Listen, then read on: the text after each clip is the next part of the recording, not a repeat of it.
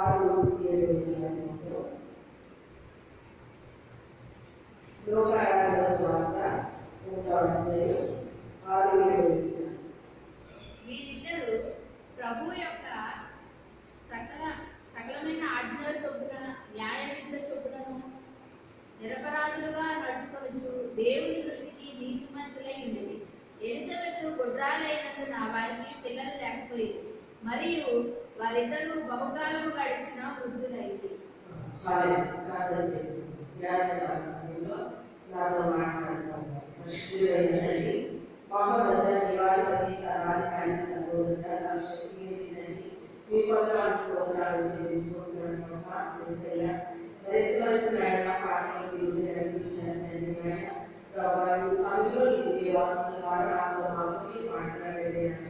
ఈ జీవితాన్ని మరుగుపరిచి మాట్లాడేదండి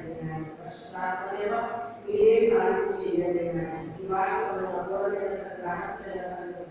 వ్యాఖ్య తెలియచేయబడిన ప్రతి తెరవబడిన ప్రతి మరులను వివేచించబడిన ఆత్మీయంగా తెరవబడిన అయ్యా మీ వైష్ణవులను తొలగిస్తున్న వాక్యం బయలుదేరి అందరినీ దర్శించి స్పర్శించి పరిశుద్ధాత్మకాయ బలపరచడానికి సహాయం చేయండి. పరిశుద్ధాత్మగా మీరు కార్యం చేయండి. ఈ దీనిలో మరుగుపరిచి మాట్లాడవలసిందిగా నూతనమైన శైలిలో నూతనమైన ప్రతిష్ట అనుగ్రహించాను. పరిశుద్ధాత్మగా మీరే కార్యం చేయండి. యేసు అపరిశుద్ధ నామములో వేడుకుంటున్నాము తండ్రి. ఆమేన్. హల్లెలూయా. ఇక్కడ లోకాలలో ఒక దంపతులు రాస్తున్నారండి. వారు బహుకాలం గడిచిన వృద్ధులని చెప్తున్నాడు అన్నమాట. అయితే వీళ్ళు మరి యాజకులు చెప్తున్నాడు. ఏం చేస్తారంటే వీళ్ళు ఇద్దరు కూడా యాజకులని అభివృద్ధులు చెప్తున్నాడు అన్నమాట. అయితే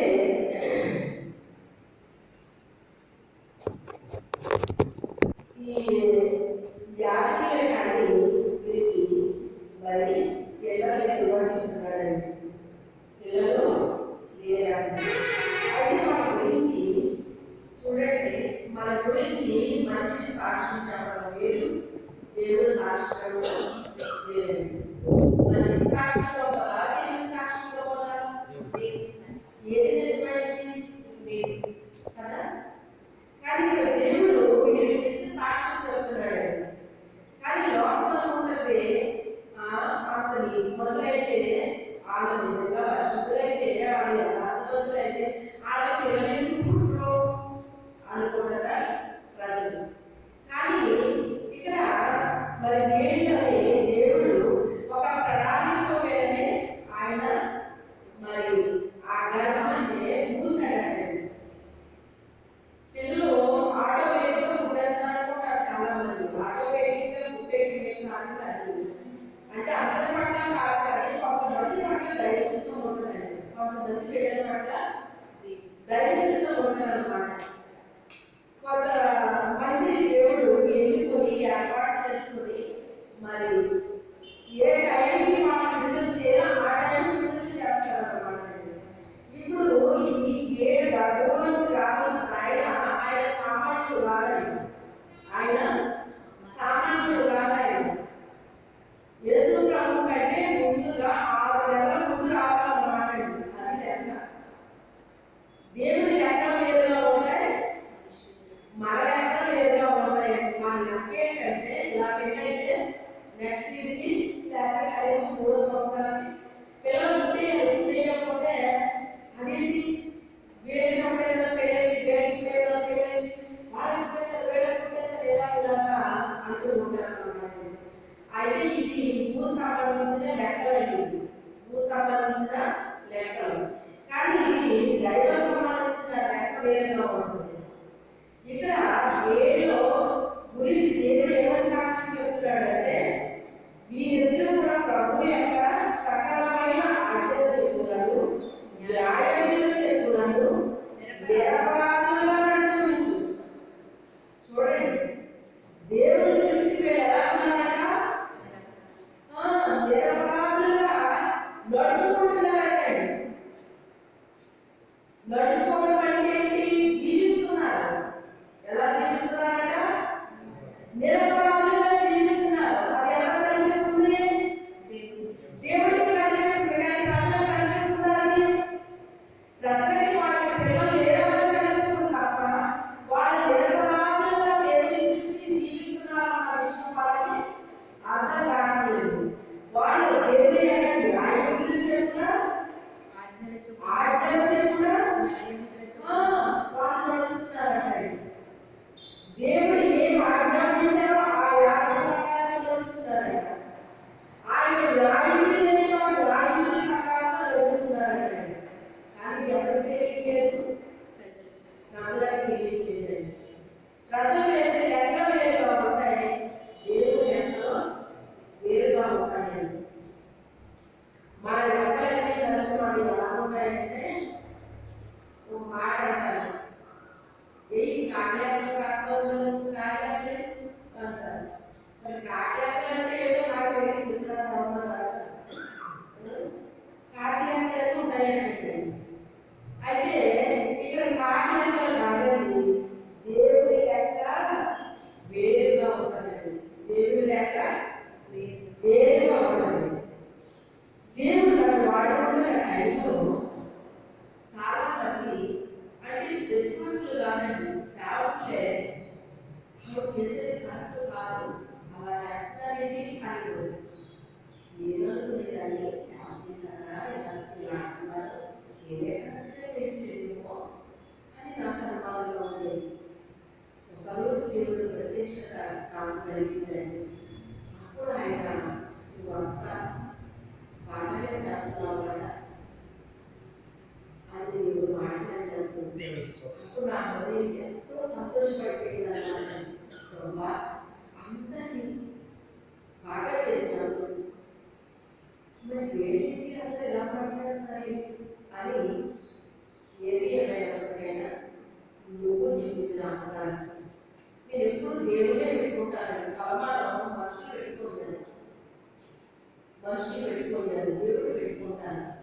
మనుషులు మరి ఒక రకంగా చెప్పాలి అంటే మన అవసరం ఉన్నప్పుడు పొగిడేసి మనసు ఎక్కిస్తారండి. నేను ఎప్పుడు వ్యాపారాలు నేను ఏం చేస్తానో తెలుసా, అవసరమైతే అది గర్తిస్తాను. ఏం చేస్తారా? ఎవరు గర్తిస్తారో తెలుసారా? ఎవరు గర్తిస్తారండి? మనం ప్రేమించడం వాళ్ళు గర్తిస్తారు, అందరూ గర్తిస్తాం. వాళ్ళని పొద్దున్నది అది మాట్లాడండి, పొందాలని పాడాలి. నేను అలా పోలేదు, ఎందుకంటే వాళ్ళు బాగుపడాలని నేను కోరుకుంటాను, వాళ్ళు నష్టమైపోవాలని నేను కోరుకుంటాను. అలా బాగొచ్చినా పర్వాలేదు, నా మీద వాళ్ళకి బాగుపడినా నాకేం పర్వాలేదు. ఎందుకంటే నేను నష్టపోను, వాళ్ళు కూడా నష్టపోకూడదని నేను చూస్తాను అన్నమాట. అయితే మునగ చెట్టు ఎక్కిస్తానండి. పొగిడి వాడు ఎప్పుడు కూడా ఏం చేస్తున్నట్టు మునగ చెట్టు ఎక్కిస్తారండి. మునగ చెట్టు ఎక్కించొచ్చా? అది ఏమైనా మంచి చెట్టు అంటే మనం మంచి పని చేస్తే ఎవరైనా మనం నేర్చుకుంటారు. మనం మంచిగా చేయడం ఎవరో మనల్ని నేర్చుకోరు. ఒకవేళ మంచిగా చేసినా నేర్చుకోకపోయినా నేను నష్టమేం లేదు. ఇప్పుడు వాళ్ళు నన్ను అలా అన్నారని నేను నష్టపోయేదేముంది? ఇప్పుడు వాళ్ళకి అర్థం లేదంటే నేను చేస్తే ఏంటో వాళ్ళకి అర్థం లేదు. కానీ దేవుడు నాకు చెప్పిన పని చేశాను, అది దేవుడికి తెలుసు, నాకు తెలుసు, కానీ వాళ్ళకి అర్థం లేదు. అయితే వాళ్ళు సరిపోయేదని నేను అనుకున్నాను, కానీ వాళ్ళకి అర్థం లేదన్న విషయం నేను చెప్పే వరకు నాకు కొంచెం ఉండిపోయేది మాసం. ఆ కొంచెం అపోహలు కూడా నాకు కలిగించేశాడు, కొంచెం కలిగించేశాడు. అప్పుడు నేను ఒక మంచి బలమైన నిర్ణయం తీసుకున్నాను. ఈ రోజు నేను ఇక్కడ నిలబడడానికి నా కారణం ఆ రోజు తీసుకున్న నిర్ణయం పడింది. ఇది ఎవరి బలంతో కాదు, ఎవరి బలంతో కాదు. అయితే మనుషుల దృష్టికి వేరేగా ఉండాలి, దేవుని దృష్టి వేరేగా ఉండాలి. ఆ దేవుని దృష్టికి ఎలా ఉండాలని చెప్తాడు? నిరపరాధులుగా నీతిమంతులుగా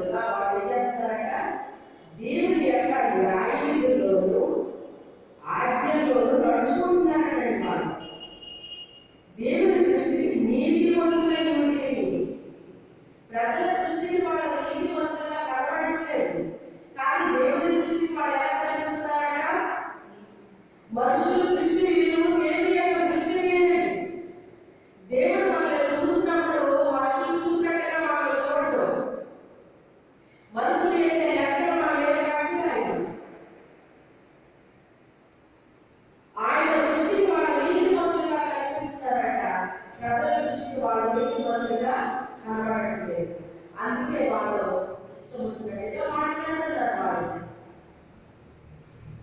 ఎంత నింపాడో ఇంత సేవ చేస్తున్నారు కాబట్టి వీళ్ళు లేకపోవడం ఏంటండి? వీళ్ళు ఎప్పుడు నుంచో చేస్తారు కదా, వీళ్ళు పిల్లలు లేకపోవడం ఏంటండి? వీళ్ళు నిజంగా నీతిమంతులు అయితే వీళ్ళ పిల్లలు ఉండేవాళ్ళే కదా, ఎందుకు పిల్లలు లేదంటే అని భగవంతుడు అనుకుంటున్నారు. అది దేవుడు ఆశపడలేదు అక్కడ. దేవుడు వాళ్ళ గురించి మంచి సాక్ష్యాలు ఇచ్చాడండి. నా చిన్న వయసులో నేను యోగు గురించి దేవుడు సాక్ష్యం చెప్పినప్పుడు ఆ వాక్యాన్ని విని ఎప్పుడు వాక్యం చెప్పినాడు, ఆ వాక్యాన్ని విని ఆ వాక్యాన్ని మాట్లాడే భాషలో నేను ప్రార్థించుకునే అలవాటు నాకు ఉండేదండి. చిన్న వయసు నుంచి ఆ అలవాటు ఉండేది. యోగు గురించి సాక్ష్యం చెప్పావు, నా గురించి కూడా సాక్ష్యం చెప్తాయన.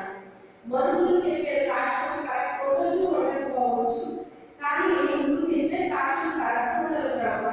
నా గురించి కూడా నువ్వు సాక్ష్యం చెప్తావా ప్రభావ? ఎప్పటికైనా నా గురించి నువ్వు సాక్ష్యం చెప్పు ప్రభావ అనుకున్నప్పుడు వారి తర్వాత కొన్ని సంవత్సరాల దేవుడు నా గురించి నాకు సాక్ష్యాన్ని చెప్పాడు. అసలు దేవుడు నా గురించి సాక్ష్యం చెప్పినప్పుడు నాకు ఎంత గొప్ప కన్నీళ్ళు వచ్చి అంటే అంత చేయండి.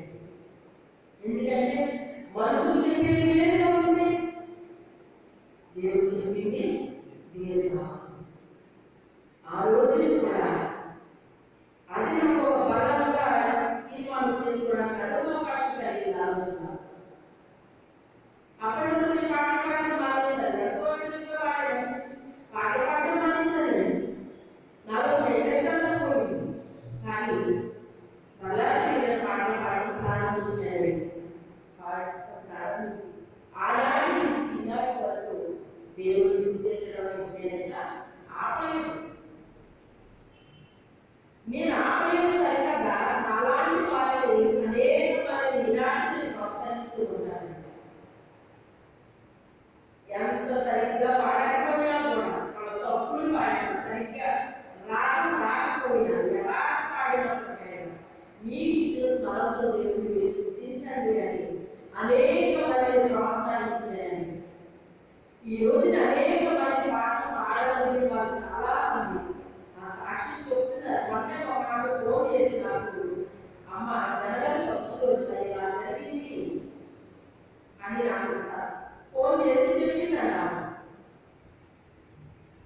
ఈ రోజు నేను ఇలా పాడుతున్నాను అంటే ఆ అమ్మగారే కారణం.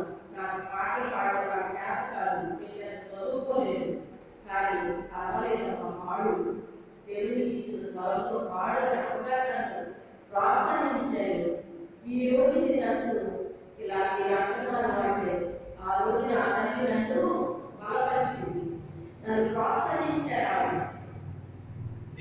ఈ రోజు మందిరంలో కూడా నేను పరిచయం చేస్తున్నాను అంటే ఆమె వెండి దగ్గర నుంచి మనకు గురించి మరి శుభ్రంగా కాయడం కొట్టడం ఆ బాధ్యత అంతా తీసుకోగలండి. తీసుకుంటే ఆమె కంటే ముందు వాళ్ళందరూ అసూయపడ్డారు. అసూయపడి ఆమె రకరకాలుగా మాట్లాడినప్పుడు నాతో చెప్పారు. ఆమె ఒకసారి నా దగ్గరికి చెప్పారు, అమ్మాయి ఇలా జరుగుతుంది, ఎవరిని ఏమన్నా నువ్వు దేవుడి పని మాట్లాడు, నువ్వు దేవుడి పని చెయ్యి, ప్రభు చేస్తావు, నువ్వు సేవకునికి వ్యతిరేకంగా ఉండకూడదమ్మా. సేవకునికి నువ్వు మరి ఆ సేవకులు అలాగే అంటున్నారు. ఇప్పటికీ ఎంతవరకు కూడా ఎవరు మాకు ఇలాగా సహకరించలేదమ్మా, మీరు చాలా బాగా సహకరిస్తున్నారని మా సేవకులు ఎంతో ప్రేమతో నాతో మాట్లాడుతున్నారమ్మా అని చెప్పి ఇంకోటి 50 పైసలు కూడా తీసుకోలేదు. ఎప్పుడు మంత్రానికి ఎంత పరిచయం చేసినా ₹1 కూడా ఎప్పుడు తీసుకోదు, ఆశిస్తూ తీసుకోదన్నమాట. ఇంకా దేవుడికి మాకు కనిపిస్తుంది నాకు ఉన్నదానికి అలాంటి స్వభావం కలిగిన వ్యక్తి నేను అనుకునేదన్నమాట. అసలు ఇలాంటి స్థితిలో కూడా ఎలా కనిపిస్తాను, అసలు ఇంకెంత విశ్వాసం అని నాకు అనిపిస్తుంది. దాచుకునే డబ్బులు ఎక్కడ దాస్తుంది? పరలోకంలో దాస్తుంది. భూసంబంధించి కొన్ని మానేసుకుంటుంది అన్నమాట. మానేసుకుని అనిపించుకుంటుంది. అలాగే అసలు పడతారమ్మా, ఇలా అమ్మా నాకు చెప్తున్నాడు, ఎప్పుడు దేవుడి మందిలో పనిచేయకు మానవుడు. నువ్వు చేయగలిగిన పని నువ్వు చేస్తున్నావు. అవతల వాళ్ళు ధనాలు ఇస్తున్నారు, వాళ్ళు ఇవ్వగలను ఇస్తున్నారు, నువ్వు ఇవ్వలేవు కదా. ఒకవేళ కలిగి వేస్తున్నావు మంచిదే, నువ్వు చేయగలిగిన పని కూడా నువ్వు చేస్తున్నావు కదా. నువ్వు చెయ్యి. ఎంతో బాధపడతావు, ఎంతమంది నేను విమర్శించిన, ఎంతమంది ఎన్ని మాట్లాడాలి కూడా నువ్వు తిరిగి వాళ్ళు అనవద్దు, నువ్వు ఆ పని మానవద్దు. నీ లైఫ్లో ఎప్పుడు కూడా నువ్వు మానవ చేయగలిగిన అదే మాట అక్కడ సాక్ష్యం చెప్తున్నాడు. మన జన్మలో వస్తే నా తల్లి నాకు ఇలాగే చెప్పేది. ఆ రోజు నుంచి నాకు ఎవరైతే మందిరంలో పరిచయం చేయాలని నాకు తెలియదు. మందిర పరిచయం చేస్తే వచ్చిందమ్మా, అది దేవుని పిల్లకి అని మీరు చెప్పిన మాట నాకు ఉండిపోయిందమ్మా అని చెప్పి నా తల్లి మందిరం పరిచయం చేయడం నాకు నేర్పించారు. చేయడం మంచిగా చెప్పారు. అప్పటి వరకు మందిరం పరిచయాలన్న విషయం కూడా నాకు తెలియదు. నేను ఎప్పుడు చెప్తాను, నేను తొడగడమే కదా, తొడగడమే కదా అనుకుంటాను. ఎందుకు అది కూడా చాలా విలువైన పని అని నేను చెప్తూ ఉంటాను. ఆ అమ్మాయి ఆ విధంగా మనసులో నిర్ణయం తీసుకున్నాను. ఆ తల్లి చెప్పిన మాట నేను తీసుకున్నాను, అందుకే నేను పరిచర్య చేస్తున్నాను. చూసారా మరి ఆ సేవలు క్రమంలో పనిచేస్తున్నాము. అసూయపడి మరి తాను ఎంతగానో మాట్లాడి వాళ్ళు కూడా ఉంటారండి. మీరు ఎలా అంటారా అంటారని చెప్పి అంటున్నారు. అంటే అందరి వాళ్ళు మాత్రం పూజ అని చెప్పి చెప్పారండి. అలాగే రోజు వాళ్ళు పాడగలుగుతున్నారంటే ఆ తల్లి నన్ను ప్రోత్సహించారు. ఆ రోజు లేకపోతే నాకు పాట పాడడం అని జన్మ పరిస్థితి నా సాక్ష్యం చెప్పాను. చెప్పినప్పుడు తమ బిడ్డలో ప్రయోజకులు అయ్యారు అంటే అర్థమా కాదండి, సంతోషమా కాదు? ఎంత సంతోషం అనిపించింది నాకు ఆ మాట. నాకు ఎంతో సంతోషాన్ని కలిగింది. నేను ఆత్మీయంగా శరీరానికి నాకు కమేగా ఆత్మీయంగా ఉంది అన్నాను. కానీ ఒక ప్రయోజనాలు అనిపించుకుంటున్నారు. కరోనా ఊరిలో పనిచేస్తుంది. చూసారా? అలాగే శరీరానుసరమైన బిడ్డలు వేరు, ఆత్మానుసరమైన బిడ్డలు వేరు. వీళ్ళ గడుపుతో కన్నాము వాళ్ళ గుండె గురించి అన్నాము. దేవుడు అంటున్నాడు వాళ్ళే నిరపరాధులు అంటున్నాడు. వాళ్ళు నిరపరాధులు అంటున్నాడు.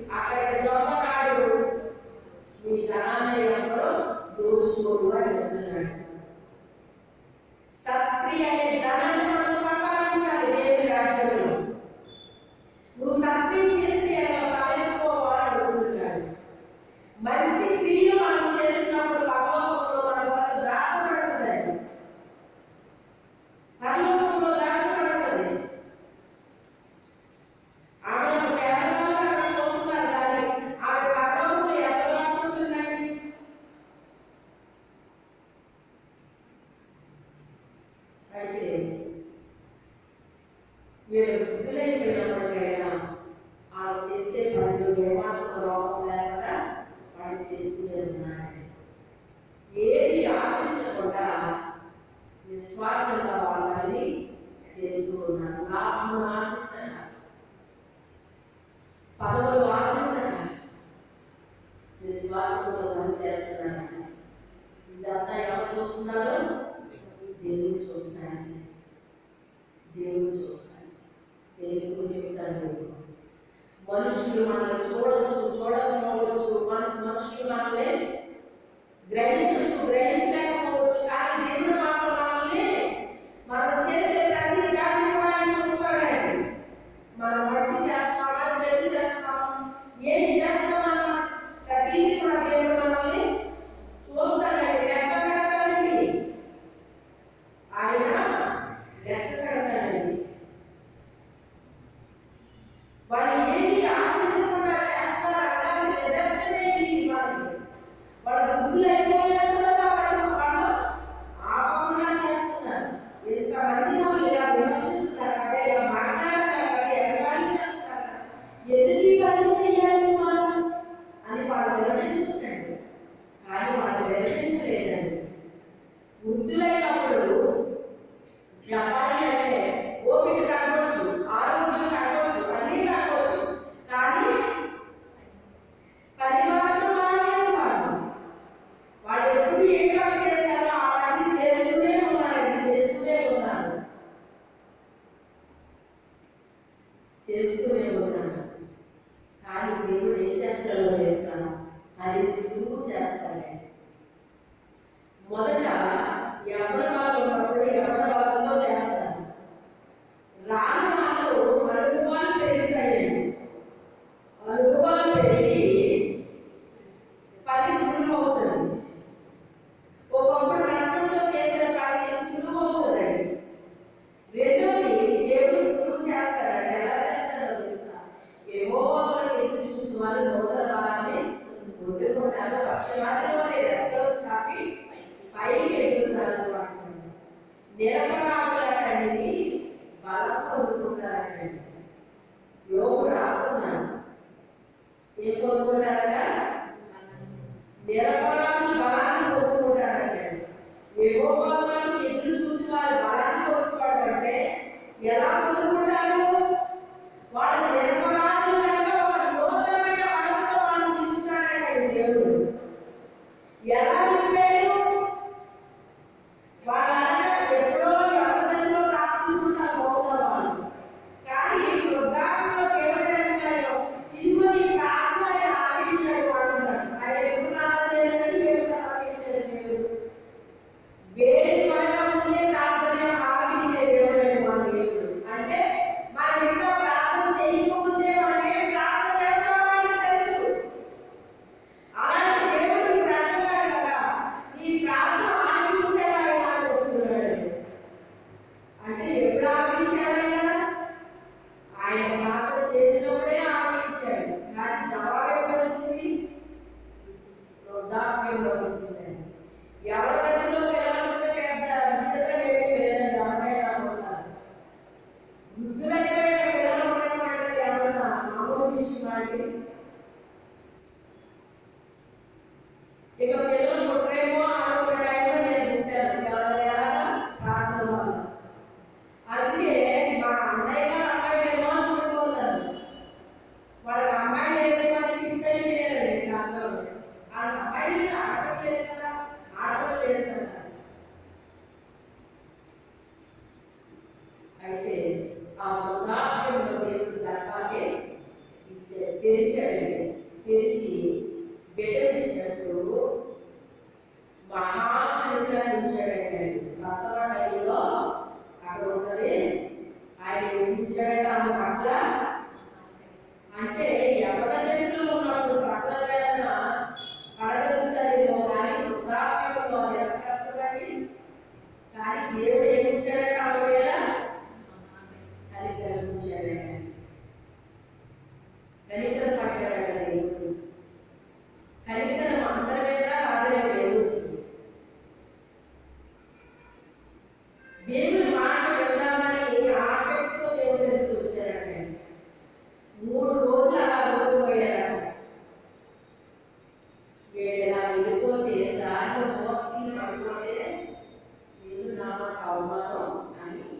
వాళ్ళని చూసి కైగా పడ్డాడంటే అలా చూసిన కైగా దేవుడి మీద అప్పటి వరకు దేవుడు అలా అద్భుతాలు చేస్తారన్న విషయం మాకు తెలియదు.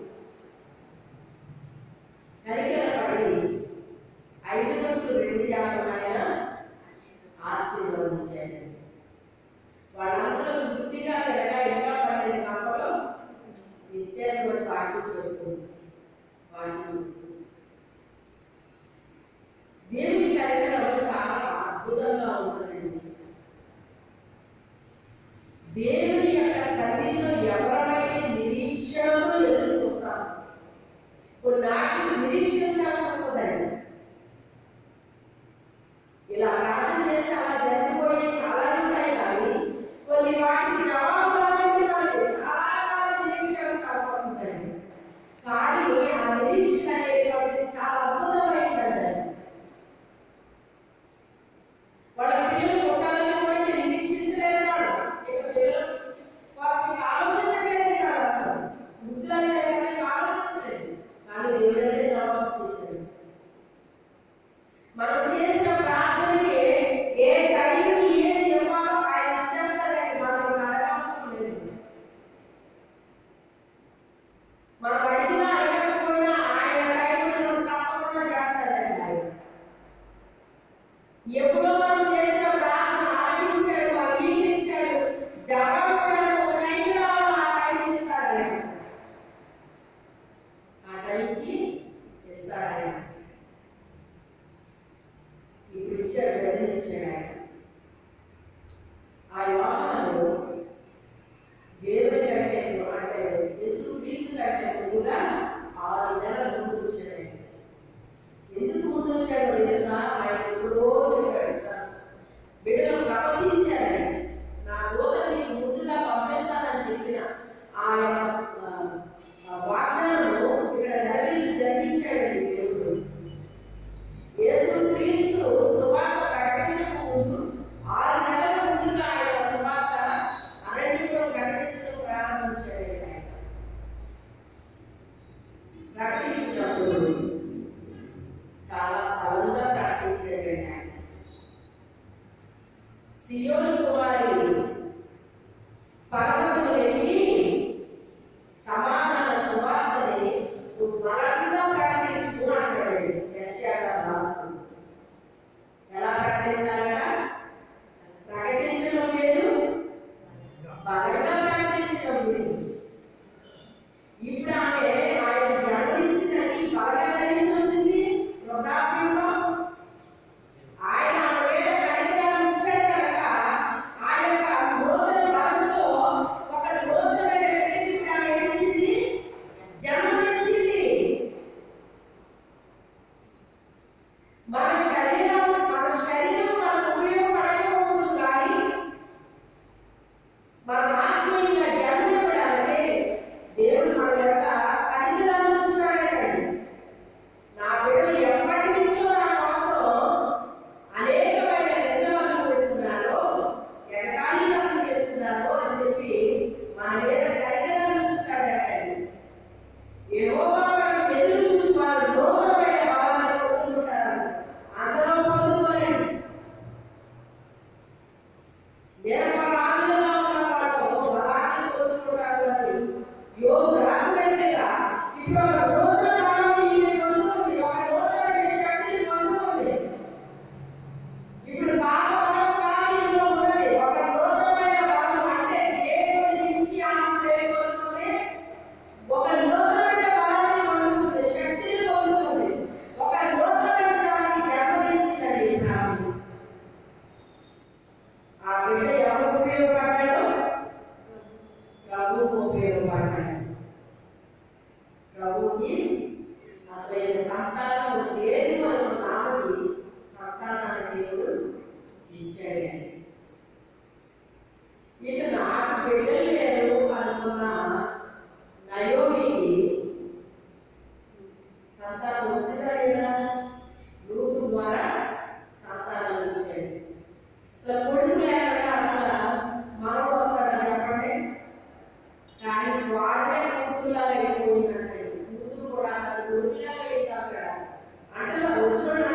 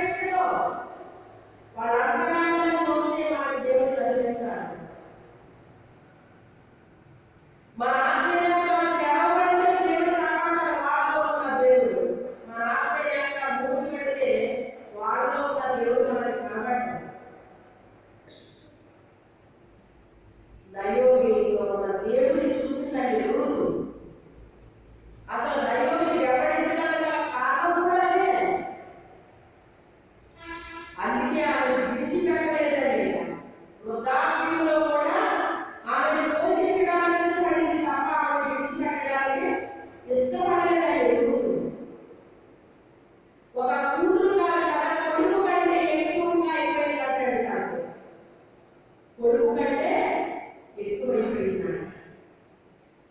ఎందుకంటే కొడుకు పోషించాలి కదా, కొడుకు కంటే ఎక్కువైపోయింది. ఇప్పుడు మనవడు వచ్చాడంట చేతుల్లోకి, కొడుకే లేనప్పుడు మనవడు వస్తాడని ఎలా అనుకుంటుంది? కానీ ఆశ తీర్చేసాడు చూసారా? నీతిమంతులు ఆశించాలి దొరుకుతారండి. ఎప్పుడు దొరికింది? వృద్ధాప్యంలో దొరికింది. సంతోషమే లేని ఆమె జీవితంలో, ఆనందమే లేని ఆమె జీవితంలో, ఒకప్పుడు మధురమైన మరి ఆనందకరమైన సంతోషకరమైన జీవితాన్ని జీవించిన ఆమె జీవితంలో ఒక మాట, ఒక చీకటి ఆనందంలో వెళ్ళిపోయినారు. భర్త కోల్పోయింది, బిడ్డలు కోల్పోయింది, సర్వస్వాన్ని కోల్పోయినట్టు అయిపోయిందండి. అన్నీ ఉంటే అందరూ వస్తారు, కానీ ఏమీ లేకపోతే ఎవరైనా వస్తారండి? కానీ ఏమీ లేనప్పుడు వెంబడించింది నిజమైన ప్రేమ. అందుకే రూతు కష్టపడి ఆమె పెంచాలనుకుంటానండి. ఏం చేయాలనుకుంటే ఈమె ప్రభువుని చూపించింది నాకు. ఈ ప్రభు అంటే నాకు తెలియదు, ఈ ప్రభువుని చూశాను ఈమెలో. ఈమె దగ్గర రాకపోతే ప్రభువుని చూడక తెలియదు కదా ప్రభు అంటే అని ఆమె నా హృదయంలో ఒక బలమైన తీర్మానం చేసుకున్నాను. అందుకే కష్టపడి ఆమె పోషించడానికి ఇష్టపడింది, కానీ ఆమె విడిచిపెట్టి వెళ్ళడానికి ఆమె ఇష్టపడలేదండి. అయితే అయ్యో నన్ను పోషిస్తుంది కదా, ఈమె గురించి ఎలా అని ఆలోచించుకున్నాడు. నన్ను కష్టపడి చేస్తున్నానే పోషిస్తుంది అని మరింతగా దేవుని దగ్గర నడిపించినాకండి ఆమె. అంటే ఈమె శరీరానుసారంగా పోషిస్తుంది, ఈమె ఆత్మానుసారంగా నడిపిస్తుంది. చూసారా ఇంకెలా నడిపించారు దేవుడు? ఆత్మానుసారంగా నడిపిస్తుందండి. ఎవరి దగ్గరికి? దేవుడి దగ్గరికి ఎలా వెళ్ళాలో తెలియదు, దేవుడిని ఎలా కలుసుకోవాలో తెలియదు, ఎప్పుడు కలుసుకోవాలో తెలియదు, ఎలా సిద్ధపడాలో తెలియదు, ఏమీ తెలియదండి. ఏమీ తెలియదు మనిషికి అన్ని చక్కగా అన్ని పనులు చేసినట్టు అన్ని చెప్పిందండి. ఆమె ఏం చెప్పుకుంటాను ఎట్టుంది అది మారైపోతుంది. ఇది నిజమేనా, ఇది అవునా అవునా అని అన్నమాటండి. అడగ ఎందుకు? ఆమెలో ప్రభుత్వాలు, ఆమెలో ప్రభుత్వాలు. అందుకే ఆమె అనుమానించలేదు సరే కదా. ఆమె దేవుడు పెట్టిన చూడండి, ఆ ఫుడ్ కూడా ఆమె చేపలు చేస్తున్నారండి. చూడండి, భోజనం వచ్చి ఆమె పేద అందిస్తే ఆ పేదలో తినేయాలను ఏం చేసింది?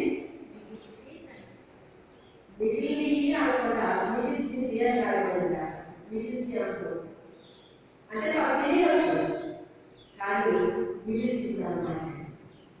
మిగిల్చి నన్ను ప్రభు చక్కగా నడిపిస్తున్న ఆమెకి తిరిగి పెట్టాలి, నాకు పెట్టాలి అని తాను తినేయాల్సిన ఫుడ్ని కూడా తినకుండా ఏం చేస్తుంది? మిగిల్చి పెడుతూ ఉంటాడు. ఆమె తింటూ ఆమె ప్రభు చదివి నడిపిస్తూ ఉంటాడు. ఆమె చెప్పింది ప్రతిదీ కూడా అమలు చేస్తుంది. ఏం చెప్తుంటే అదే చేస్తుందండి. ఏం చెప్తుంటే అదే చేస్తుంది. ఆయన చెప్తున్నది చెయ్యుడి. ఎంత దేవుని ఆత్మ చేత నడిపించబడదు అంతా దేవుని కుమారుడు అని రాయబడినట్లుగా దేవుని ఆత్మ చేత నడిపించబడే వాళ్ళు మాత్రమే మనకి ఆత్మీయమైన సహాయం ఇవ్వగలుగుతారు. అందరూ ఆత్మ చేత నడిపించబడతారా? చెప్పండి, నడిపించబడతారా?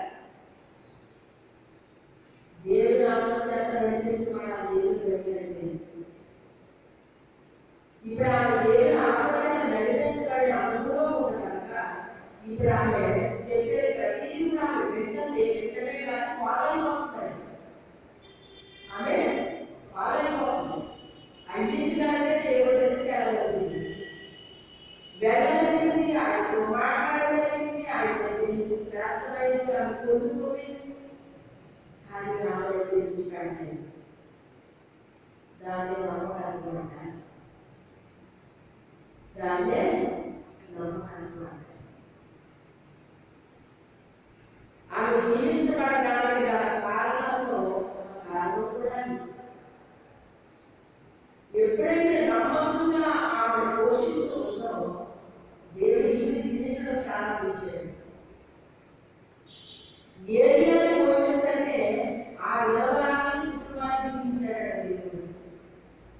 ఆమె పెళ్లి తీసుకుంటే జీవించబడగల ఆశీర్వాదించాడు. చూసారా?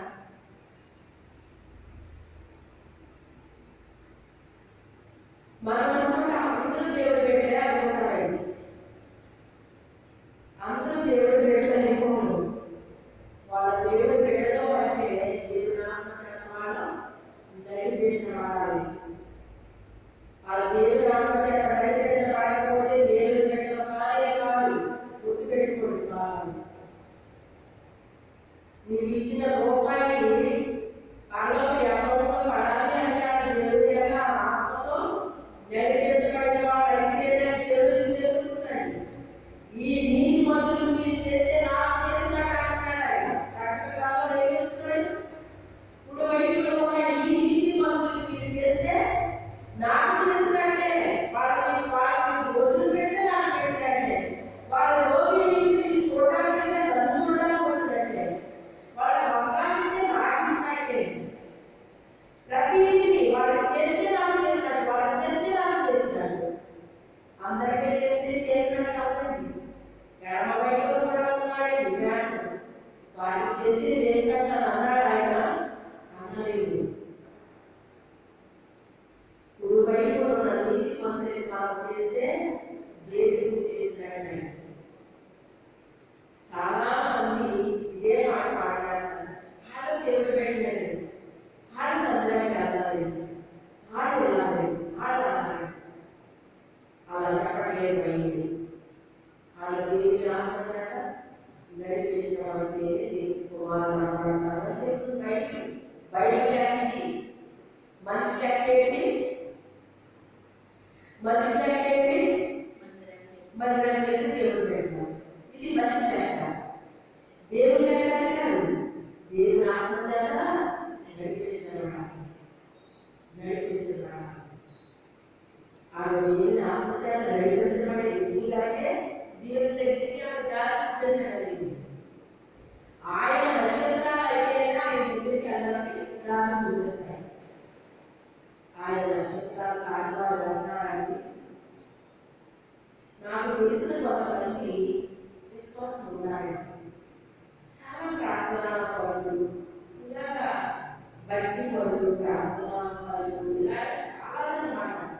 కానీ సాధారణంగా డౌట్ రాదు. డౌట్ వచ్చిందంటే హ్యాపీ అయిపోతుంది. ఎందుకు వాళ్ళ విషయంలో నాకు తేడా అనిపించేది. ఏంటి వీళ్ళకి తెలియదు తినాలనున్నాయి, వీళ్ళ ప్రవర్తన ఏంటి తినాలనుంది. దేవుని ఆత్మచేత నడిపించబట్టి ఇలా ఉన్నాను, ఎందుకు ఇలా ఉన్నాను నేను అని ఒక అది ఉండేదండి, నా మనసులో ఉండేది. కానీ మన శరీరం ఏం చేస్తుంది? ఏం కాదు, పాలు చేసి ఉంటారు, విశ్వాసం కదా, అలా కాదని మన శరీరం ఏం చేస్తుందంటే ఇలా చెప్తుంది. నా మనసు ఎందుకు ఇలా అనిపిస్తుంది, ఏమో ఎందుకు అనిపిస్తుందో తెలియదు. కానీ ఈ మధ్య కాలంలో మా ఆయనతో ఒక నెల 2 వచ్చేది. అప్పుడు దేవుడు నాకు చూపించాడు. వాళ్ళు వెళుతున్న ఆ మందిరపు సేవకులు వాళ్ళ గురించి ఒక సాక్ష్యం చెప్తున్నారు. వీళ్ళ వేరు లేని నక్షత్రాలు అని చెప్తున్నారండి. చాలా జాగ్రత్తగా విమాన సేవకులు వాళ్ళు ఏదో ఒక పదవిని కోరుకుంటున్నారు. ఆ మందిరంలో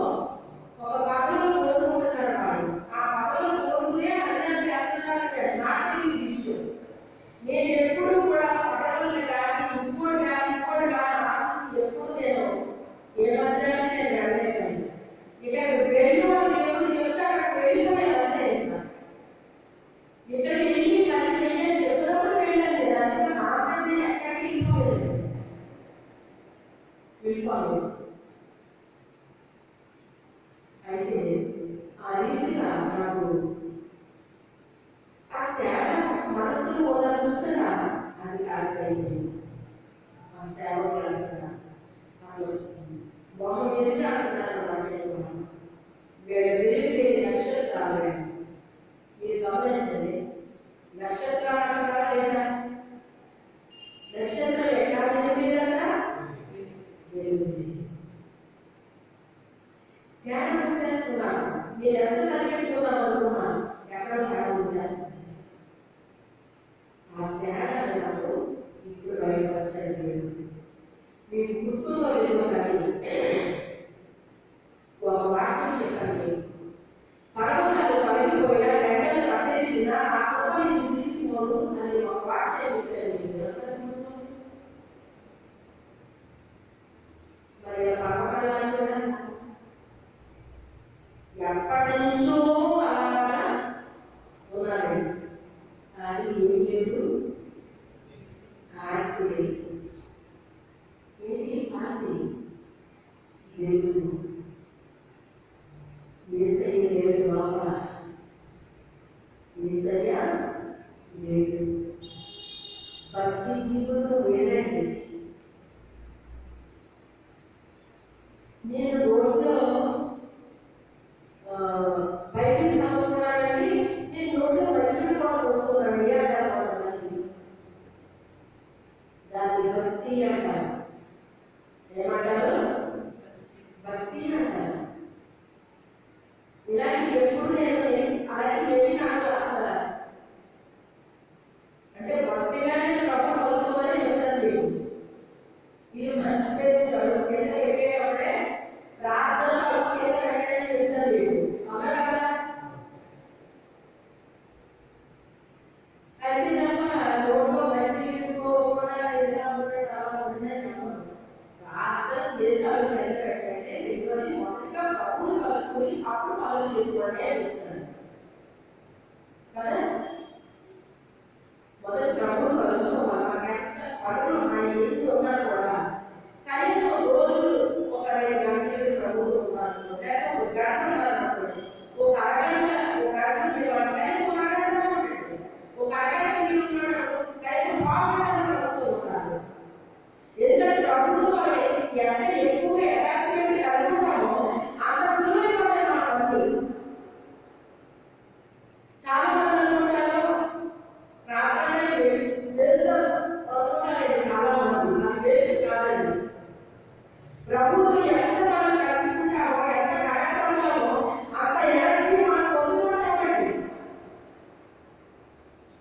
అంత ఆత్మీయ మనలో వస్తుంది. అంత జీవం పొందుకుంటాం. మన సమృద్ధి జీవాన్ని పొందుకుంటామండి. భక్తి వేరు,